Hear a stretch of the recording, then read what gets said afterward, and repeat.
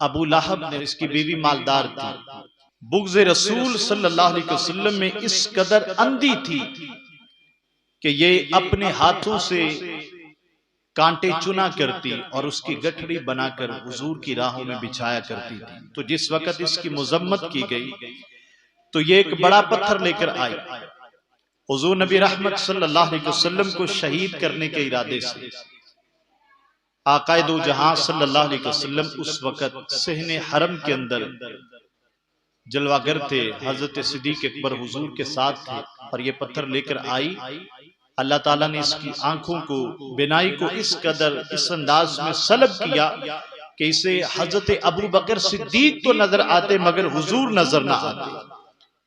तो इसने कहा कि लातो उज़्ज़ा की कसम, यानी अपने बुतों की कसम खाई कि अगर मैं नबी अलैहिस्सलातु वस्सलाम को देख लेती तो हुजूर को माज़अल्लाह मैं इससे तकलीफ देती। अपने हाथों से ये जंगल में जाकर जो है कांटे चुना करती और रात के अंधेरे में बिछा देती, क्योंकि हुजूर नबी रहमत सल्लल्लाहु अलैहि वसल्लम रात के अंधेरे में तहज्जुद के लिए गालिबन सरकार हरम शरीफ में आपने जाना होता था।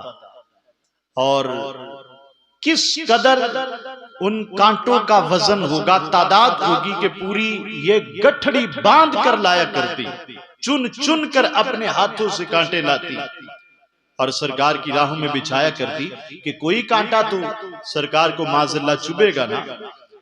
तो एक दिन ये जंगल में गई और जो लकड़ियों का या कांटों का जो गट्ठा था वो इसके पीछे गिर गया और उसकी जो रस्सी थी वो इसके गले में अटक गई। और अल्लाह ताला ने एक फरिश्ते को भेजा जिसने जो इसके लिए अल्लाह ताला के अजाब का सबब बना और इसकी इस अंदाज में मौत वाक़ई हुई। अल्लाह अकबर। ग़ज़वा बदर के बाद अबू लहब को एक खतरनाक फिंसी निकली जिसे अहले अरब मुताअद्दी समझा करते थे, यानी एक से दूसरे को लग जाए। और उस फिंसी की वजह से ये बीमार हुआ और ये मर गया। कितना मालदार था, कितना इसके अंदर गुमंड था, गुरूर था, मगर 3 दिन तक इसकी लाश वहां पर पड़ी रही और ना इसके बेटों ने दफन किया, ना ही इसको कफन नसीब हुआ, ना दफन नसीब हुआ। तो एक शख्स ने इसके बेटों को शर्म दिलाई। ये तो मक्के का सरदार था, मालो दौलत भी बहुत ज्यादा है, और तुम कैसे बेटे हो कि तुम अपने बाप की लाश को दफन नहीं करते।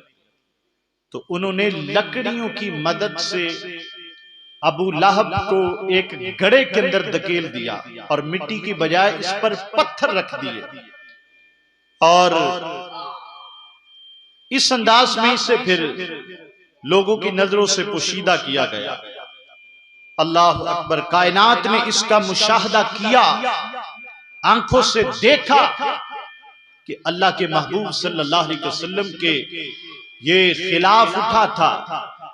ना इसे कफन नसीब हुआ, ना दफन नसीब हुआ, ना इसके गम में कोई आंख रोई। बेटे भी थे, मालो दौलत भी था और बड़ा घमंड था इसे, मगर एक मुट्ठी इसे मिट्टी भी नसीब ना हुई।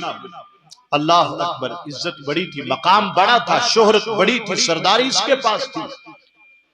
अल्लाह के महबूब सल्लल्लाहु अलैहि वसल्लम के खिलाफ जिस वक्त हुआ है तो वो स्याही का धब्बा लगा।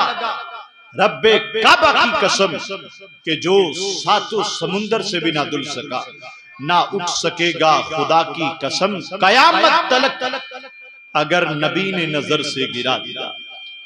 आज भी अगर कोई तराजू लेकर तोलता फिरता है अल्लाह के महबूब सल्लल्लाहु अलैहि वसल्लम की शान को के तोलूं तो नबी की शान को तोलूं। जाहिर जानते थे, बातिन नहीं जानते थे, इतना जानते थे, इतना नहीं जानते थे। अल्लाह ने ये इख्तियार दिया था, ये नहीं दिया था। देने वाला खुदा है, लेने वाले मुस्तफा है। जो अल्लाह के इस अजीम अतिये को तोलने की कोशिश करेगा, रब्बे काबा की कसम, अपनी आखिरत को वो बंदा तबाह बर्बाद कर बैठेगा। वो लोग जरा गौर करें कि जो गुस्ताखों से, बेदीनों से, सहाबा इकराम के गुस्ताखों से ताल्लुक रखते हैं और कहते हैं कि बरादरी का मसला है, मोहल्लेदारी का मसला है, रिश्तेदारी का मसला है। अबू लहब सरकार का हम वतन ही नहीं, खानदान ही नहीं, सरकार का चचा भी था, वो सरकार का दुश्मन हुआ, अल्लाह जल्ला शानहू उसका दुश्मन हो गया। और कुरान करीम की पूरी सूरत उसकी मुजम्मत पे नाजिल फरमाई। लिहाजा ये बहानेबाजी नहीं चलेगी। क्या